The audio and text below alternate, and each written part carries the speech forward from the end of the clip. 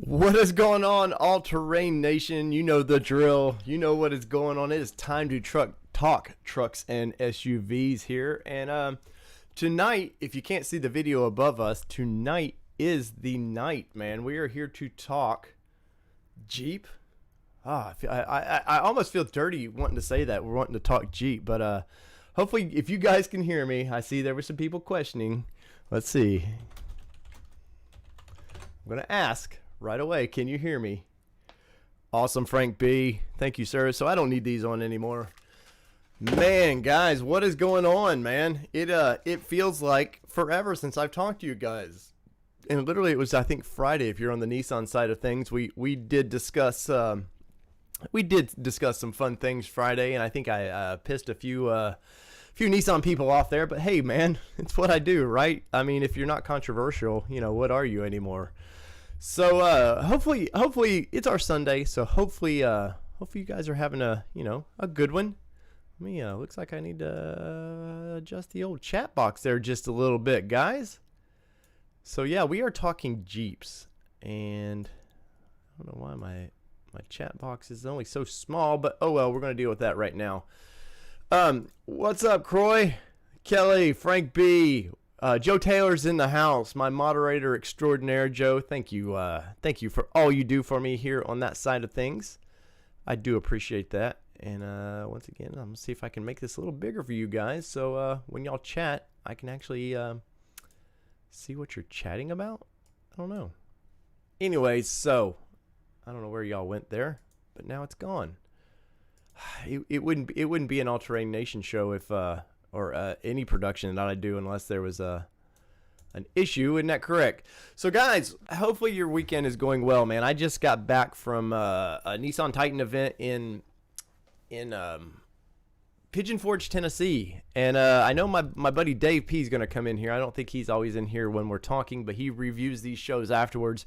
And if you guys haven't yet, check out when these shows post. It takes about a day for them to post over here, and they post as a video. And Dave P always brings it, guys. Like he does like 4 or 5 paragraphs, it feels like, of reviews. And I do appreciate Dave P. And hopefully you guys check out what he has some great insights. So anyways, let's see. You know where to start. What am I drinking? So tonight I am drinking Gentleman Jack. For my gentleman here, why not go with Gentleman Jack? I love the Frontier bourbon, but it's a Jack night. Oh, man. The Gold Wing Ridge. That's great, man. That is great. But yeah, so I had a hell of a time this week, guys. I was in Pigeon Forge at the East Coast Nissan Titan meet, and I want to say thank you to those guys having me over there, and there's going to be a video drop this week. I reviewed one of the trucks, Cherokee Titan. I don't know if you're friends with her on Facebook or Instagram or wherever she's at, but has one hell of a Nissan Titan, man. And I think it's Thursday. Yeah, Thursday it drops, and give it a watch, man. I want to also say thank you to everybody who's been watching our videos. When I started the NMP side of things, really a year ago, like it was like 50, 60 views on a video. It was a struggle. Most of that was just me learning the algorithm of YouTube, which is why I'm always telling you guys to smash the like button, just because it truly does. When you smash that like button, it tells YouTube, hey, people are liking this. Maybe I should suggest these videos to people that, you know, they might be Jeep or whoever, guys. And it just opens the doors for us. And that's truly why I do that. And we got 11 viewers up here tonight. And that's nice, man. Let's see. Just W, what's up? Who else we got in here? Any new names? We got Croy. Cherokee Titan is in the house. Cherokee, your video drops. It's going to drop Thursday, and I did a special, man, I can't talk tonight. I did a special video on this channel for just your truck, and then I believe it's Monday on the Nissan Nation side of things that the whole review of the event drops there. So I'm super excited. I hope you guys like it. Cherokee's it's a long video. I want to say it's 12 minutes long just on her truck. So we had a good time, and I always have a good time with my Titan Adventure people. But tonight, you guys, if you read the comments, you know what we're talking about. We are talking about the Jeep Wrangler. Now, and I'm not going to come in here and just claim to know everything about the Jeep Wrangler. I've owned a Jeep Wrangler. I owned a 1989 YJ, one of the worst trucks you could own of that time period, because I think it's by 1991 they went from a carbureted motor to a fuel-injected motor, and geez, the carbureted YJs. I love the little the 4.2 liter not V6 straight six that they put in those things, but they didn't run right from the factory. But that doesn't mean that Jeep hasn't dominated, and I mean dominated, the off-road world. But let's see what else we got going on there. Let's see. Gladly showcase your truck. I wish I would have got more on Chuck's White Lightning. I should have. By the time I got to Chuck, it was raining when I got to Chuck, and it kind of bums me out.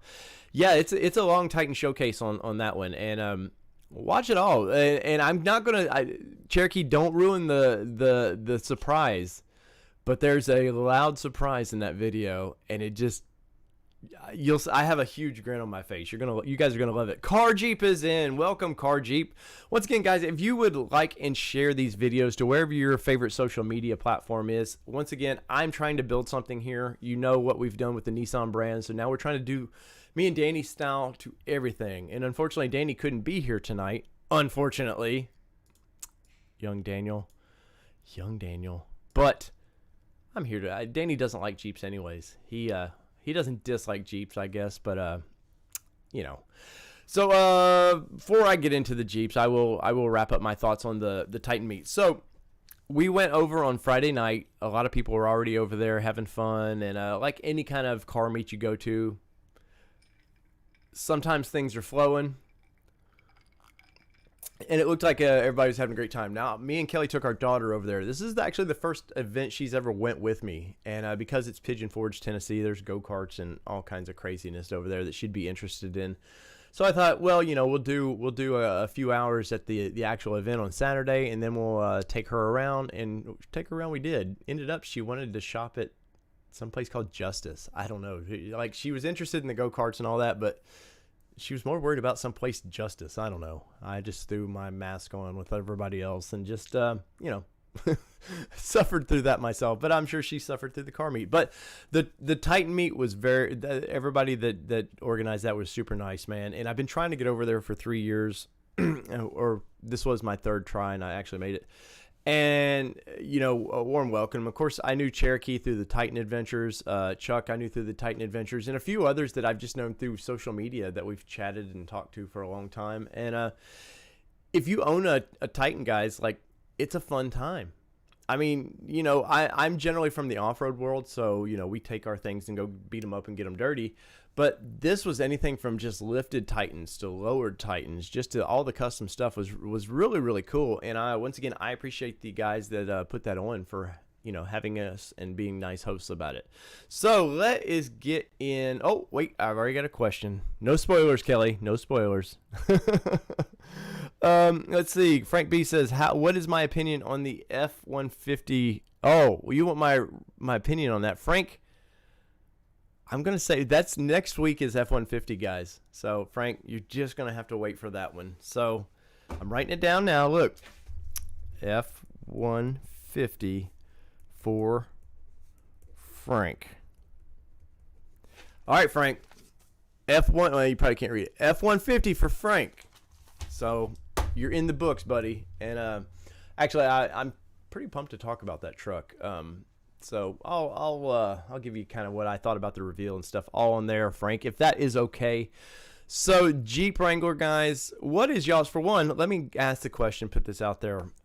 What is y'all's opinion of, before I get into Jeep Wrangler, what is y'all's opinion of it? I mean, a lot of you I know from the Nissan world, so, you know, it is what it is. But Jeep really, like, you know, from World War II, obviously we know the heritage of the thing. It was just a cheaply built military. They needed something to get equipment, and people moved around. Willys designed it. they didn't sort of win. They sort of won the bid, but Ford actually won the bid to build it. Excuse me. And Willys got to build some, and then from there we got to where we are now. The CJ, the civilian Jeep, there was nothing like it. Like, Ford built the Bronco and all that from the 60s and such. And then, there was other brands that, International, and everybody sort of did something like that. But Jeep just owned what they did. It was simple. We're going to build this one thing. We're going to sell a bunch of it. They ended up building into trucks and everything. And, I really like, what Jeeps have been able to accomplish, and they've been tossed around by several ownerships, over the years. For us Nissan people, Renault actually had a stake in them at one time, and thank God they didn't bury them like they have Nissan. But the poor brand it's just built to survive, much like those trucks, and you can all say, well, death wobble and all these crazy things, the problems that particular vehicle has, but they just have stood the test of time. And if you think about it, it wasn't until the Wrangler popped up in 1987 that really they had much change to them. Yeah, they've had V8s and stuff in them over the years, and at one point even the first Wranglers were a hodgepodge of Chevrolet parts and whatever basically AMC and those guys could piece together and make a vehicle. I don't know if many people, well, I'm sure many people do, Jeep people, but the steering column is a GM steering column. And there was some other, I think there's some Ford parts in that early Wrangler, and the company just has been built to survive, and it's really impressive. And now, once Chrysler took controlling interest over them, and let's see, I don't know why Joe Taylor is the only comments I'm seeing pop up here, but it is what it is. But over the years, they've just been tossed around like an ugly redheaded stepchild, and now they are the king of FCA's portfolio. And of course now FCA is being merged with Peugeot, and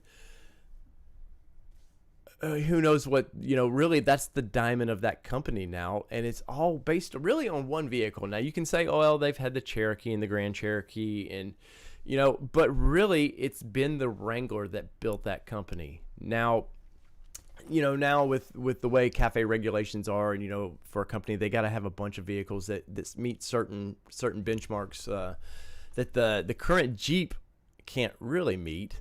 But I don't know, guys. I'm super impressed with it, and the more you kind of dig into this company, it is very impressive. Let me do this real quick. Bam, bam. All right, now this video is going to pop right back up, and you can see the Rubicon. Now, if you want an off-road, the ultimate off-road, basically 4-door or 2-door Jeep, the Rubicon is it, guys. Front and rear lockers, sway disconnect, just comes factory with 33s. I want to say you can get like a 34.6 or something like that tire on it, but it comes with mud trains. And until Bronco has jumped into this area, there was nobody to do this, and it allowed it allowed Jeep to get a little comfortable. I mean, I think the Rubicon still is the ultimate kind of vehicle for what it is, a venture vehicle. But I think now we're going to have competition. It's going to push Jeep to take the Wrangler maybe the next step that it should be. Now, does that mean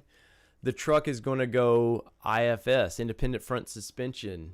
The head of FCA at one time did say that eventually the Jeep does go independent front suspension. Now, does Bronco push them there now? Because obviously solid axle, there's a purpose for it. It's just tough. And if you're doing like you're seeing now, the rock crawling that this thing's doing, there's nothing better to do rock crawling in than a solid axle Jeep. But you do lose, there's a balance that you lose. You lose a little bit of the on-road handling and the manners. And it's if you've ever driven, especially the coil front ends on this thing, and you go to crank it hard, man, it lets you know real quick that, hey, I'm old school, and Papa Bear ain't about that, is what it's going to let you know. But let's see what you got in the comments so far, and we will get a little deeper into this. Let's see. Kelly says Jeep Gladiator or bust. I had mentioned when the Gladiator came out, what was it, about a year ago, something like that. Maybe I forget the dates on that, but I had mentioned about possibly buying one, because we knew this channel was coming up, me and Danny, and I talked about, hey, a Gladiator might be nice for us to for the channel, but I don't know. I really like the Gladiator, and the practical side of me likes the idea of having it's a small bed, let's be honest. And it's honestly, it's too long for that vehicle still, but it is a bed nonetheless that you can do. And yet you get the idea of having a truck that you can take the top off, or, the Freedom panels where you can just, the fronts off, and super appealing, man. If you guys are just, you don't, I know most people have a vehicle and there's a purpose for that vehicle, whether it be a commuter car, something that you need to just you can get high miles per gallon, back and forth to work. So you travel 100 miles each way or something like that. But then there's some people that don't need that. And I'm kind of in that situation right now of like, I could go buy anything, well, within reason, that I want right now, and it would probably sit in my driveway and I would just enjoy it. Kind of like my Nissan people with my Juke. I haven't drove it all week. It's sat in my driveway.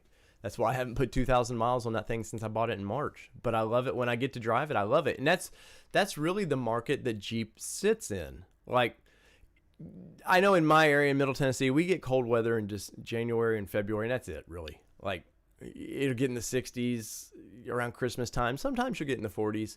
But we don't get kind of bone chilly in the teens till end of January, middle of February, and then it's gone. So the idea of a venture rig like this that you could just park in your garage for a month or two and then bring it back out, I don't know, guys. It's super appealing, and I think that's where Jeep is really, the people with the extra spot in their driveway or garage. I think that's where Jeep really wins out. Let's see. The CJ7 was nice. Yes, it was. Let's see, Frank B. Too many people from where I'm at buy them at dealers, $60K already modified, never off-road them.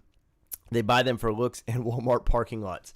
There's truth to that, but the way I see it, a lot of people want their vehicle to reflect who they are. It's why a lot of us like these big, tough trucks and SUVs, That's why my Xterra that I solid axled out front, there was a purpose for that, but it's sort of a reflection of, like, I kind of, it's kind of how I see myself as, the little guy, the little underdog for my Xterra, I guess. But let's see. What does Score say? I'm a tall guy, although that would be a problem. Still feels skinny in the driver's seat. Too bad the Grand Wagoneer being showed is only a concept. Actually, Joe, the Grand Wagoneer is due to be super, super soon. They're going to actually show it. And I'm still, once again, guys, I'm connected to Nissan. I'm still working on getting connections to get a lot of the press criteria for these other brands. So please be patient with us, and we will get just as many inside things and chances to mess up as other YouTubers have. Trust me, I know how to mess things up. I got a nice lecture this weekend from Nissan, so you can bet that I know how to put my nose in bad places, and I will learn that with other brands. And also, too, soon we hope to do a chat with our buddy Tim over there at Pickup Trucks and SUV Talk, plus SUV Talk, I should say. We're going to try to get Tim on here in the next few weeks. We'll pick a topic and we'll just rip it apart. And Tim's got 10 plus years in the business versus what I have, and he's super knowledgeable and just a super truck guy. Like, I thought I was a truck person, and Tim is just like the next level truck dude. So let's see, any other questions before I keep going on my rant? Let's see, Croy, the two-door JK Rubicon stock is plenty for sure. RTI score, I think it's mid 800. Will always be the Rubicon right now is, but you guys, we've talked about it. There's a new guy in town. Ford Bronco, and I really think that it's going to give a Jeep a little bit of a little headache for a while. But let's break down the current Jeep. So right now you've got 3 motor options, and I believe there's a hybrid that they haven't announced yet, but it's for this coming year that they will announce, which will lead to 4 engine options. So right now you get a 3.0 Eco Diesel, and diesel, if you're an off-road guy, everybody I've known in the 20 plus years I've been in the off-road community, they've always said, man, if we could only get a diesel. if we could just get a diesel, I'd buy one right now. And till they see the price for the upgrade price on a diesel, it's $4 to $5 grand if I remember correctly, on top of the already expensive vehicles. But Jeep said, all right, we'll give you one. We're already putting this little diesel in our full-size truck and a few other little things. Why not? Let's dump a diesel in there and make the off-road community happy, which Jeep has a really good, they know how to make the off-road community happy. Let's see. Will we be let's see, Car Jeep, will you guys be covering any travel trailers or pop-up trailers that aren't meant for off-road or overlanding? There's talk about that, Car Jeep, but it's finding a manufacturer or dealer willing to let us toy with one. So, those are super expensive, and but I will let you guys know. But the next option is a 2.0 liter 4-cylinder turbo. And you're like, a 4-cylinder turbo?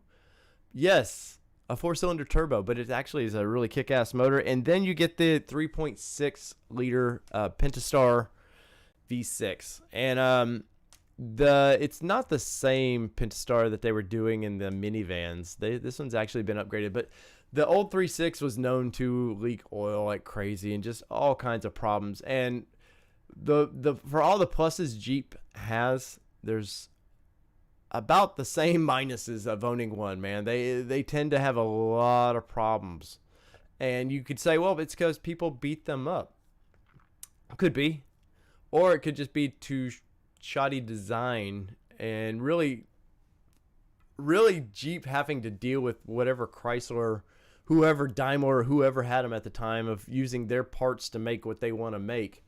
And the cool thing about this current JL is it was a complete clean slate. Like, they were given free reign to here's your budget, build it. And of course, this 3.6 liter is upgraded from the one that they were putting in the JKs a few years back. But if I was to look at them right now, and there's one right up the street from me that I've had my eye on, it's that diesel. I have to admit, and I'm not a big diesel guy, and I've often said the only reason I would have a diesel is for towing, or it's something that you got to put a lot of miles on it and you got to own it for 10 plus years to make sense. But a Jeep fits that bill, because a lot of people that buy Jeeps, I think right now it's like the average car buyer owns a car for 2.5 to 3 years and then they move on to something else. Jeep guys, I'm sure there's a stat for it that I just haven't looked for. Jeep guys, they own them for 5 to 10 years. So the value is there as long as you're driving it, and you're willing to pay the maintenance cost that it is to maintain a diesel. Like, that makes sense, right? But I think right now I would seriously, because there's a Rubicon up the road for me. There's the gas version. It's $48,900, something like that. It's what you can buy it for. The diesel, even though it's a higher premium, I think it's still at $51,000. So you're not talking that much more for a vehicle that you're going to own for quite a long time. I don't know, man. That 442 foot-pound of torque sounds awful good for the off-road guy, right? Even though, funny enough, it's still, 3,500 pounds is what it's rated to tow. That's crazy to have a diesel and you're like, oh, I can only tow 3,500 pounds. But we all know that's the setup of the vehicle, right? It's nothing against the actual vehicle itself. It's just not built to tow like a truck is. And brings me to Gladiator. I was mentioning it earlier. Gladiator, guys, was kind of a game changer for Jeep, man. They're not known to risk a lot. Obviously they brought back the Cherokee, which is, other than the name, is not really a Cherokee, even though they sell a ton of that thing. Grand Cherokee is basically turned into a track SUV, man. That Trackhawk is freaking nice with the Hellcat in it. I won't lie. Like, I was watching something on YouTube today about that. They were showing one of the Trackhawks, and geez, man, 707 in horsepower, on-demand four-wheel drive, like, pretty nice. But Gladiator is where Jeep is kind of, they're risking a little bit. And I don't know if they were expecting this thing to, like, just jump off the pages of what it sells. But, at one point, the Nissan Frontier had outsold it. And I want to say it's under 7,000, Kelly, is what the Gladiator pulls. And I'll pop those numbers up real quick, and we'll do this together. But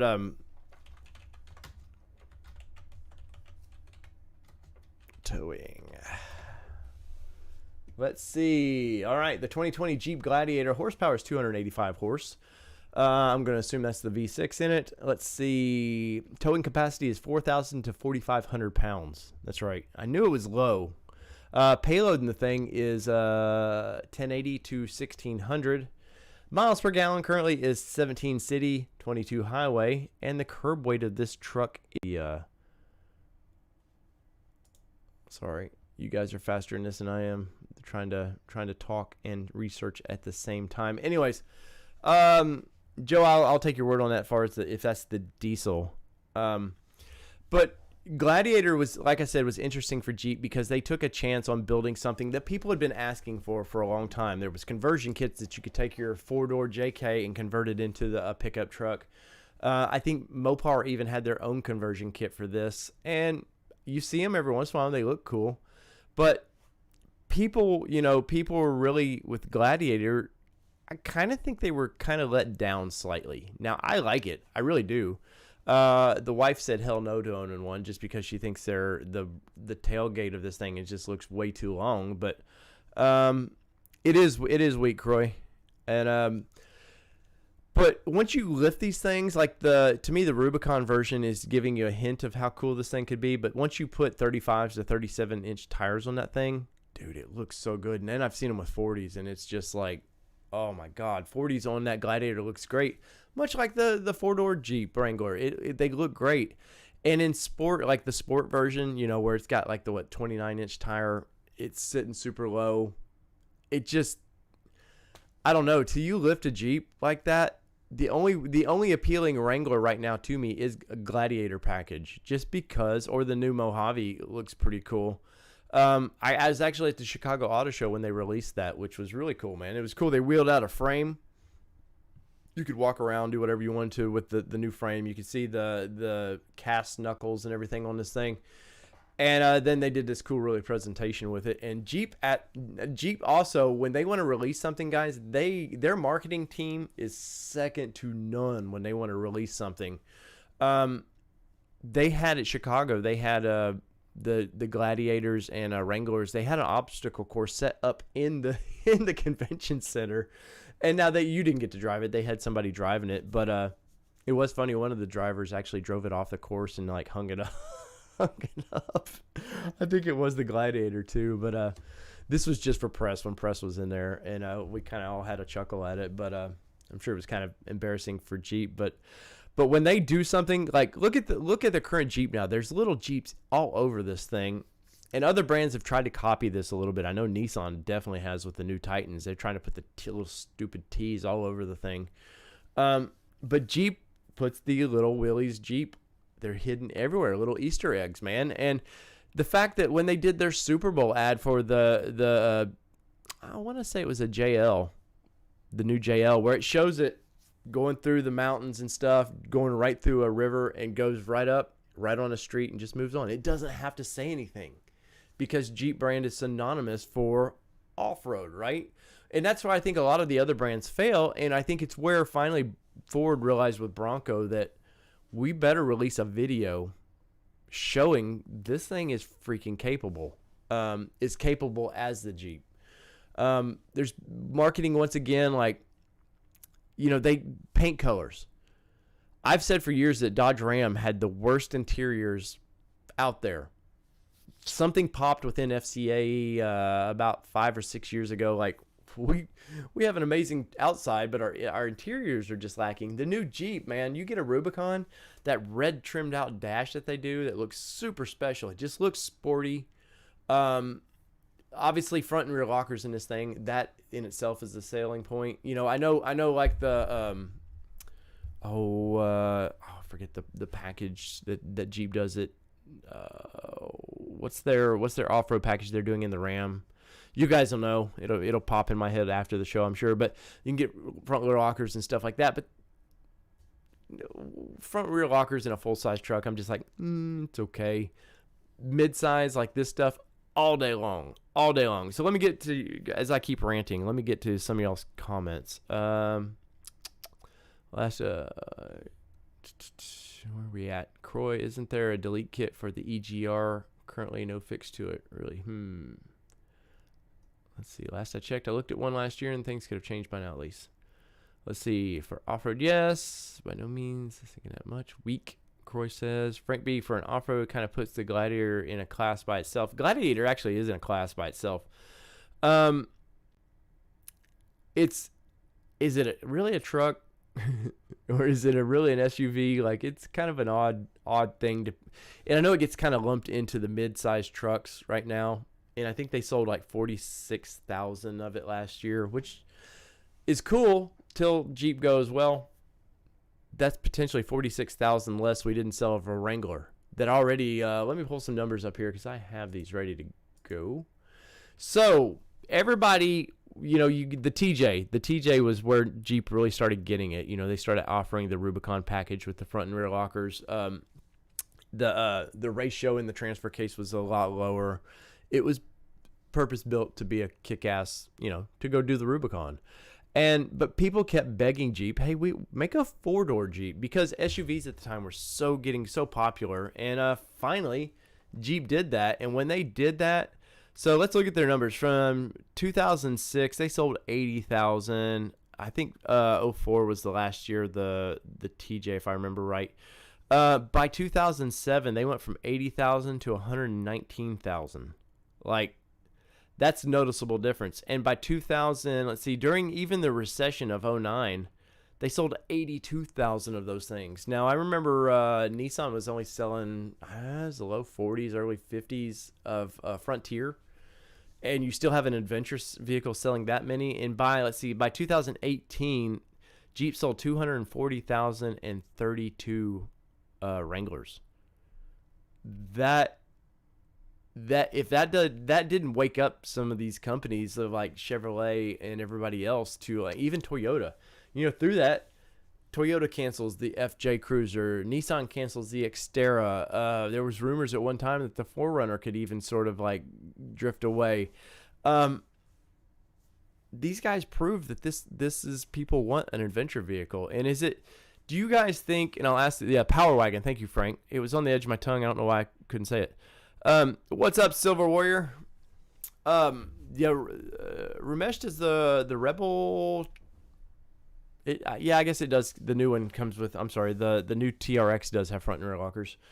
But this was a wake up to all these manufacturers, and Ford's the only one right now that seems to have stepped up their plates. There's been some rumors floating around the past few weeks that Toyota may bring back the FJ Cruiser, and if they do, the damn thing better have a removable top, because I think that's what really sells these things. What do you guys think is part of Jeep's appeal? Is obviously it's got to be the doors and removable top, right? And I think once Jeep really figured out with the JK that you could remove just the front half of the what they call the Freedom tops, like, the biggest pain in the ass of a Jeep used to be, I know it was for my YJ especially, if I wanted the top off, it was a damn 2 to 3 people operation. Now, I could do it by myself. It was a pain in the butt, but I could do it. But once they cracked that code on making the front tops where it could pop off, and it just made the back half lighter. And now I think you can get the options where the sides, even on the hard tops at the side windows, you can pop those out. It's kind of, that's the appeal, the way I see it. What is up, ATX Trent? And cheers to everybody. Ah, man, 12 on here tonight. It's actually really good, guys. Once again, thank you if you do spread the word. Thank you. Let's see. For Jeep numbers last year, they actually were down slightly, 19. But before the pandemic, we were slowing down on auto sales anyways, so it makes sense. But the numbers, they're shipping them to Canada. They just keep the numbers going up to Canada is ridiculous. 25,000 in Canada last year. Now, the Canadian market, obviously, the U.S. market is much larger, but that's a lot in a Canadian market. Once again, my Nissan people, we know Nissan couldn't effectively sell Titans enough to keep them in Canada, and Jeep's selling 25,000 of them. a removable roof, a convertible vehicle in some of the, Canada's nice in the summer, but their summers are short compared to it is here down in the South. And that's the appeal of this thing. It's kind of getting to be a global vehicle now. They're you can get them in England. They actually do throw the reverse. So I guess it's the right hand drive over there. Let's see what else do I have over here. So the packages right now in 2020, the trims are Sport S, Sahara, and Sahara's only 4-door, which mine was a Sahara, my YJ, and Rubicon. Now with each of these, there's Jeep's cracked the code once again to special packages. Like they do, God, they were doing Call of Duty ones, and just it was amazing how many things that people would just go, Jeep video game makes sense, I gotta have one. And I still see a Call of Duty one floating around. I can't believe somebody hasn't peeled the sticker off this thing yet, but whatever, right? Whatever. Let's see, guys, y'all have any questions so far? There's a lot to Jeep, and also not a ton. Let's see. The few buddies I know that have Jeeps complain about maintenance issues. Yes, I was hinting at that earlier, Silver, that you gotta want a Jeep sometimes. Oh, Frank B, thank you, sir, for being in here though, and thank you for your support, sir. Hopefully we'll see you next Friday on the Nissan Nation production side of things. Let's see, but I think Jeep's biggest hurdle right now is pricing. Now we'll start with Gladiator here because I have the information right up for right now. So Gladiator Sport the base MSRP on this thing is $33,545, and you're like, well, that doesn't seem too bad, except for you can't find one at all at that price range. I know, once you add any of the, most people want a good infotainment system and stuff, and once you start adding these things, the price is going up. Now it's saying the Rubicon can be had for $43,545, and good luck on that one. All the Rubicons I'm seeing at even discounted right now are in the $48,000 to $49,000. Even still, if you want the red one, that's like the fire engine red. It's $60,000 to $65,000, and I think there's one locally here, $70,000 for that thing. For basically a pickup truck that you cannot do much with. But let's jump to the Wrangler side of things.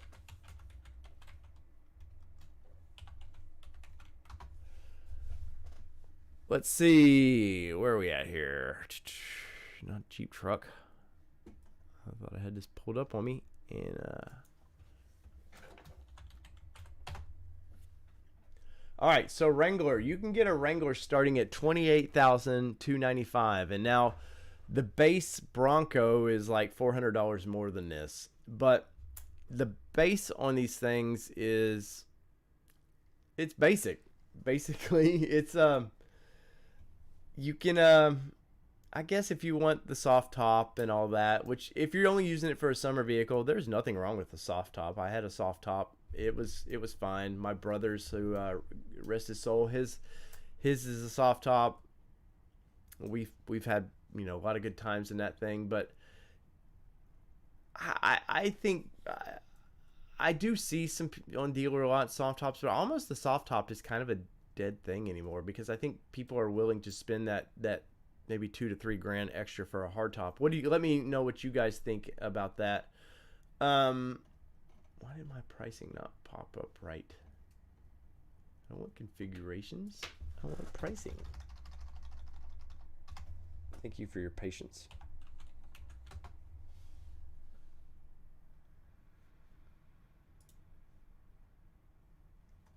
All right. 2 plus more. Why is it? It's killing me, Google. You're killing me tonight. You're making me look as unprepared as I am. Let's see. Anyways, we got, so the Sport's $28,000. Sport or Unlimited Sport is $31,000. The Unlimited Sahara's at $38,000, and the Sahara is their luxury one. Like, it's you expect leather seats and all that in it, and it's for people that want all the trim, and it's probably never going to go off road. Car Jeep says, Dave, my wife just heard your voice and asked who was in here in the house. Oh, Car Jeep. Oh, let's see. Patrick E., all the people I've known with Jeeps, all JKs have had lots of problems. Nothing leaves them on the side of the road but annoying stuff. It's kind of all vehicles, I think, anymore, Patrick. They rush these things. You know, they seem to take forever to get there, but they rush everything to get them out. And a lot of like Jeep's problems, if you ever get under one, they're the simplest $70,000 thing you'll ever buy. Like if you look at the way they're stamped and stuff, and also all the body itself is assembled, it's a little not scary, but they're very basic. I will say that if you've ever lifted one, you get to see how basic they are. Let's see. Silver Warrior says, I passed a Jeep the other day. They're made to look like a truck. What is that one? That is the Gladiator, Silver, that we've been discussing here. And but so I'm seeing Rubicons right now. I priced out a Rubicon for this. Plus, I've had some Bronco, we'll get into this, but so I priced out a 4-door Rubicon the other day, and I could get one for $48,000. I'm sure that was a cash price. You try to trade, and they're going to jack it back up to the list. I think it was listed at 52. I think I was talking that Bronco is going to kind of scare Jeep a little bit. The one thing that Jeep has for it right now is the fact that they can discount them all day long, and Ford can't even get the Bronco out in a timely manner. Now, whatever reason Ford has for that, I don't know, but they said late spring, and now that's turned into basically end of June, which means most people like myself, I don't expect to see my Bronco probably till September of next year now, which I don't mind not having a big car payment or a truck payment at the time, but Jeep's out here going, okay, we'll just, we'll nickel and dime those people that did your $100 pre-order. We'll just keep nickel and diming them, because most people are impatient, and Jeep has a product. They're right there. Now, during this pandemic, I will say one thing. There's not a 2-door to be had around my area. And the 4-doors, I think my Jeep dealership only had 2 4-doors right now, but they had like a dozen Gladiators. So I'm very interested to see where the battle ends up going with Jeep and Bronco. Right now, let's just take a quick poll. Which would you rather have right now? If you today had $50,000 to spend on a vehicle like this, is it Bronco or Jeep? And we're going to say they're top trim. We're going to say for Bronco, it's the Rubicon. If you're going to spend the money, you want the best, right? And for Bronco, or for Wrangler, it's Rubicon, and for Bronco, it's the oh god, I've got money on one. Guys, I am so tired tonight. ATX says Ford. Let's see which one would you choose? Let's see. Ford. Oh, the Badlands. I'm sorry. There we go. The Badlands, which I have to give styling right now. I said this. I think one of the first shows we did. Excuse me. That for the money, I think. Well, obviously Ford, they haven't come out with their official pricing for all their options, but it's going to be the same as Jeep, if not a couple dollars more expensive. And then there's going to be up charges right now. But I think when Bronco came out, it instantly made Jeep look old. They took everything Jeep did and they refined it and just plussed it up a little bit. But I think that Jeep still has, there's something special about those round lights on that, and the seven hole grill and solid axles. So let's see. The wife and I say Bronco, Car Jeep. Car Jeep, does that mean you might be Oh, hey, Joe Taylor, thank you. I know it's early for you, man, and I'm sure you got school or whatever it is you do, buddy. Thank you for being moderator extraordinaire. Bronco, Jeep. Kelly says Jeep. Supper time. Gotta bounce. That's all right, dude. Go eat your food, because we're about done here anyways. If they were both at dealerships right now, I'm Bronco all day long. The only thing I don't like about Bronco is the motor options. Now, yeah, you can get the twin turbo V6. It's, what was it, 340 horsepower or something like that. versus the 3.6 liter Jeep that's, it's average at best, 280 in the world of 300 horsepower plus, that's not going to cut it anymore. But Jeep, once Bronco came out and they knew it was coming, they were like, all right, we'll just put a freaking Hellcat in ours. So we'll put the 392 in a Bronco or in a Wrangler, and they'll probably get 80 grand for it, or if not more. And people have been doing that swap forever. I know if you guys watch the Stradman, he's got a Gladiator right now that he's got just the Hellcat, and he was supposed to get the Elephant put in it, but Jeep's having a hard time, or FCA's having a hard time getting those Elephants out. I think there's some problems with that motor, but that's for a different show. But like the idea of 700 horsepower in one of those little things, that sounds super exciting, but ultimately you're never going to get to use that 700 power, and I think still Bronco wins out on it. Let's see who else. Let's see. Solar says probably the Bronco. John says Jeep, not afford to have too many broken over the years. I've had luck with both. I will say, other than the carburetor issue on my YJ, the thing was pretty, like, it was older when I got it, but it was still pretty solid vehicle. Nothing to write home about problem wise. I did replace I replaced a gas tank in it. It had a pinhole leak that I found, and I think it was like $200, new gas tank. The only thing that all of these have, as I wrap this thing up, is they need larger gas tanks, especially 2-doors. I think the Bronco is going to rate about where the Jeep is. I want to say it's like a 14 to 15 gallon tank, and it's I believe 21 in the full size or the 4-door. I want to say that the 2-doors especially, there's no reason you can't fit 16 to 18 gallons in those things. And some of this, I'm just trying to pull off the top of my head here, but I do know that my YJ was like 12 gallons or something stupid. Like, I would take it to Windrock, and it was like 2 Phillips to get over there. But it was also on 35s and not re-geared, so that was a nightmare. Let's see, any other comments about the Jeep before we wrap this thing up, guys? I'm enjoying my Jack tonight. Once again, I have a walk around on the Cherokee Titan. It's going to pop up this week. Obviously, any breaking news, I try to get out as soon as I can. If you haven't yet, I've got a video on the Bronco, some of Ford's issues they've had in pricing this thing.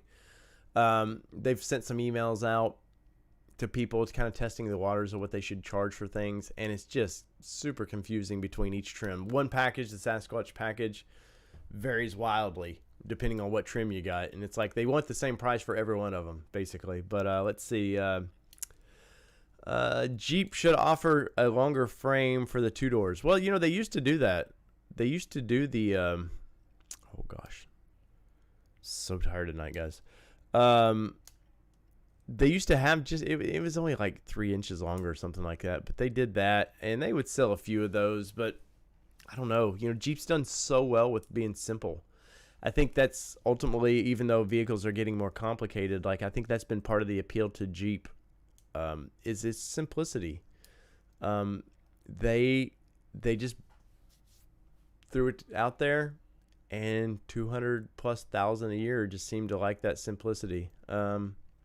Is it me, or when I got into my buddy's Jeep, it felt like the dash was really close. Some of that. Now I think that's one thing you want to look at through the Bronco now, and the Wranglers, are the way that Ford's approach to that dash versus maybe Jeep's approach to it.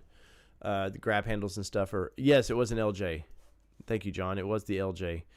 Other than that, guys, we've discussed Jeeps tonight, and I wish Danny was here with me, because I know Danny's had some dealings with these things a little more than I have. And there you go. We did it. There's basically an hour, and I want to say I appreciate everybody being on here tonight, guys. It does mean a lot.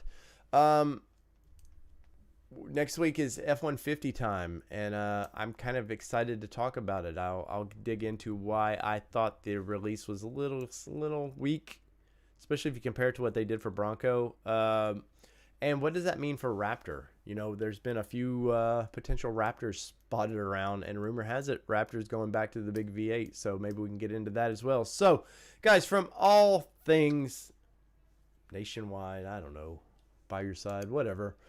All Terrain Nation, I want to say thank you once again to everybody watching tonight, and you know what the drill is. All things trucks, SUVs, to whatever you're watching around the globe. I'm going to come up with a catchphrase for this one. This has been All Terrain Nation, and I'm your host, David Boyd. And what are we, guys? You know the drill. We're out. Peace, everybody. We will see y'all next Sunday.